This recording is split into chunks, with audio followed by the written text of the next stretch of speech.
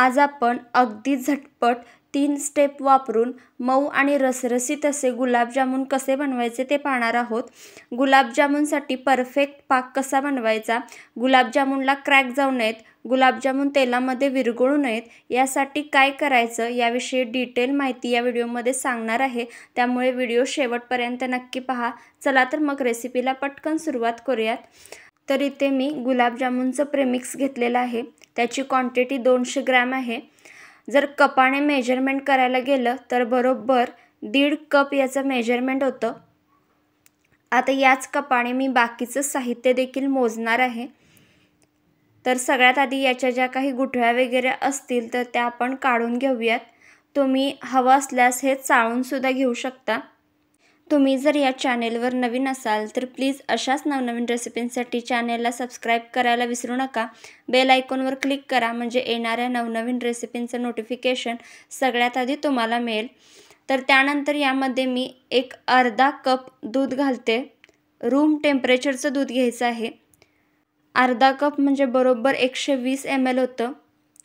आता थोडं थोडं दूध घालत घालत हे आपण चांगलं मिक्स करून घेऊयात।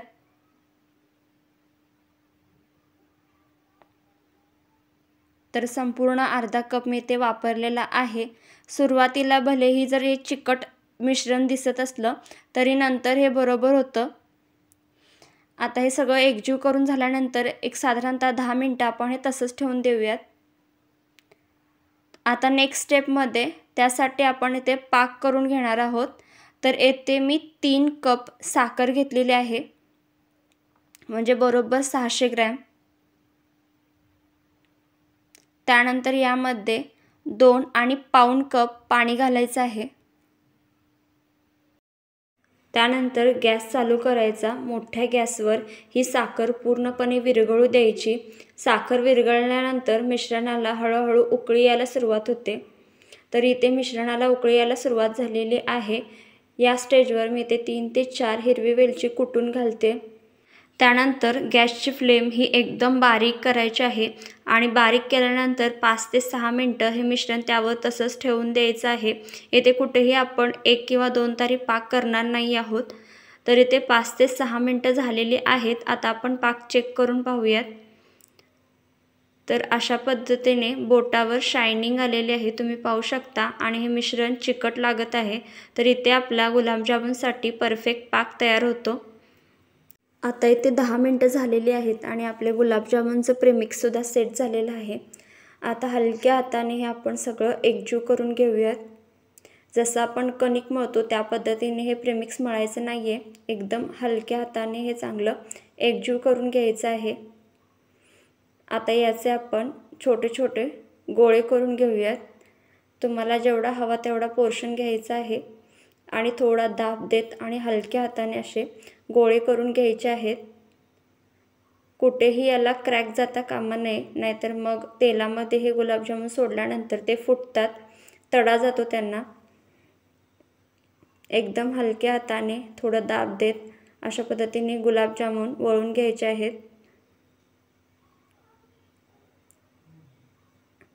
तर तुम्ही ते पाहू शकता, जेवढा आपल्याला पोर्शन हवा आहे तेवढा घ्यायचा।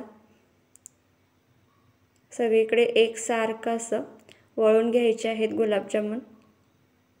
तर आता इथे तेल देखील तापलेलं आहे। जसजसं कराल तसं तसं हे तळून घ्यायचं आहे। तुम्हाला वाटल्यास तुम्ही एकदमच 7-8 बनवून एकदम तळून घेऊ शकता किंवा जसजसं करत जाल तर त्या पद्धतीने तळून घेऊ शकता। तर इथे गॅसची फ्लेम ही लो टू मीडियम ठेवायची आहे। लो टू मीडियम गॅसवर तळून घ्यायचं आहे, म्हणजे गुलाबजामुन आतपर्यंत चांगले भाजले जातील। आणि हलक्या हाताने अशा पद्धतीने हलवत राहायचं आहे, म्हणजे सगळीकडे एकसारखे गुलाबजामुन भाजले जातील आणि एकसारखा कलर येईल। तुम्ही पाहू शकता, तर इथे एकसारखा सगळीकडे अशा पद्धतीने कलर आलेला आहे।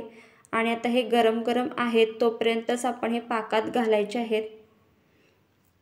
आता नेक्स्ट स्टेपमध्ये येथे मी छोटे छोटे गुलाबजामुन वळवून घेतलेले आहेत आणि एक छोटासा पोर्शन मी साईडला ठेवून दिला होता, त्यामध्ये मी हिरवा कलर घालते। तुम्हाला जर आवडत असेल तर तुम्ही यामध्ये ड्रायफ्रूट्ससुद्धा घालू शकता। बाहेर काला जामुन जिथे मिळतो त्या ठिकाणी ड्रायफ्रूट्ससुद्धा यामध्ये वापरतात। आता हे सगळं आपण मिक्स करून घेऊया। तर इथे आपला हा गोळा तयार करून झालेला आहे। आता या गोळ्याचे छोटे छोटे असे पोर्शन तयार करून घेऊयात। तर इथे तुम्ही पाहू शकता याचे एकदम छोटे छोटे असे मी पोर्शन तयार करून घेतलेला आहे। आता यातला एक गोळा घ्यायचा आहे आणि स्क्रीनवर दाखवल्या पद्धतीने हा गोळा चपटा करून घ्यायचा आहे। त्यामध्ये ग्रीन कलरचा छोटासा पोर्शन घालायचा आहे आणि वरून कव्हर करून घ्यायचा आहे।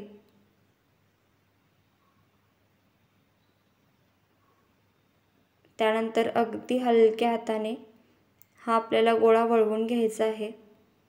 यावर कुठेही क्रॅक जाता कामा नये, एकदम सगळीकडे एकसारखा असा वळवून घ्यायचा आहे। तर इथे आपला हा गुलाबजामुन वळून झालेला आहे। आता अशाच पद्धतीने बाकीचे गोळे सुद्धा तयार करून घ्यायचे आहेत। तुम्हाला मी आणखीन एक दाखवते। तर हा गोळा अशा पद्धतीने चपटा करून घ्यायचा आहे। त्यामध्ये हिरव्या कलरचा पोर्शन घालायचा आहे आणि आता वरून कव्हर करायचा आणि हलक्या हाताने हा गोळा वळवून घ्यायचा आहे। तर आता हा दुसरा गोळा देखील तयार झालेला आहे। बाकीचे गोळे सुद्धा आपण अशाच पद्धतीने तयार करून घेऊयात। तर इथे आपलं तेल चांगलं असं गरम झालेलं आहे। गुलाबजामुन असो किंवा कालाजामुन असो, तेल चांगलं गरम असलं पाहिजे, नाहीतर पाकामध्ये गुलाबजामुन सोडल्यानंतर ते त्यामध्ये विरघळण्याची शक्यता असते। आता एक एक एक एक करत यामध्ये गुलाबजामुन सोडून देऊयात। जसजसं कराल त्या पद्धतीने तसतसं लगेचच तळून घ्यायचं आहे। गॅसची फ्लेम सुरुवातीला लो टू मीडियमच ठेवायची आहे। आता हलकं हलकं खालून हलवत हलवत हे आपल्याला तळून घ्यायचं आहे। सगळीकडे एकसारखं असं हलवत राहायचं आहे, म्हणजे सगळीकडे एकसारखा कलर येईल। गुलाबजामुनचा कलर थोडासा ब्राउनिश होत आला की लगेचच गॅसची फ्लेम ही मोठी करायची, म्हणजे गुलाबजामुनला काळसर असा कलर येतो। आता हे आपले मस्त असे गुलाबजामुन तळून झालेले आहेत। तुम्ही पाहू शकता सगळीकडे एकसारखा असा कलर आलेला आहे। आता हे गुलाबजामुन आपण लगेचच गरम गरम आहे तोपर्यंत पाकात घालायचे आहेत। तरी ते अर्धा तास झालेला आहे आणि तुम्ही पाहू शकता गुलाबजामुन पाकामध्ये छान असे मुरलेले आहेत। हार्डली अर्ध्या तासामध्ये लगेचच हे गुलाबजामुन पाकामध्ये चांगले असे मुरतात। तर पाक आपण जेव्हा करतो त्यावेळेला पाकाला चिकटपणा आला की लगेच आपण पाक तयार झाला असं समजायचं। कुठेही येथे आपण 1 किंवा 2 तारी पाक करत नाही। जेव्हा आपण गुलाबजामुनचे गोळे वळत असतो त्यावेळेला त्याला कुठेही क्रॅक असता कामा नये, नाहीतर मग तळताना गुलाबजामुन फुटण्याची शक्यता असते किंवा तडा जाण्याची शक्यता असते। ज्या वेळेला आपण गुलाबजामुन तळतो त्यावेळेला तेल चांगलं गरम असलं पाहिजे, नाहीतर मग गुलाबजामुन तेलामध्ये विरघळण्याची शक्यता असते। गुलाबजामुन तळून झाल्यानंतर तो लगेचच पाकामध्ये घालायचा असतो। त्यावेळी पाक हा गरम असला पाहिजे किंवा कोमट असला पाहिजे। तर या सगळ्या टिप्स लक्षात ठेवून गुलाबजामुन करा, म्हणजे एकदम व्यवस्थित गुलाबजामुन तयार होतात।